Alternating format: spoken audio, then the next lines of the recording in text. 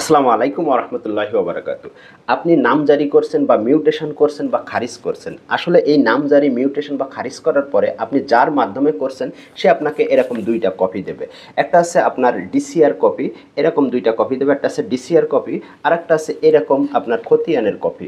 আসলে এই নামজারি করার পরে এই ডিসিআর কপি বা খতিয়ানের কপি আপনাকে দিল, এই ডিসিআর কপি বা খতিয়ার কপি ঠিক আছে কিনা, অর্থাৎ আপনাকে অরিজিনাল কপি দিল কিনা বা এই জায়গায় কোনো ২ নম্বরই করছে কিনা, এটা আপনি কিভাবে বুঝবেন? বা আসলে অনলাইনের মাধ্যমে নামজারি হলো কিনা বা সঠিকভাবে হয়েছে কিনা সেটা আপনি কিভাবে চেক করবেন? তো এটা চেক করার জন্য আপনাকে যখন এইরকম ডিসিআর কপি দিবে বা খতিয়ানের কপি, এরকম দেখেন এই যে এই জায়গায় আপনার স্ক্যানার আর কপি থাকবে। বর্তমানে যত নামজারি হচ্ছে প্রত্যেকটা নামজারিতেই এরকম ডিসিআর কপির নিচেই স্ক্যান কপি আর স্ক্যান দিয়ে দিচ্ছে।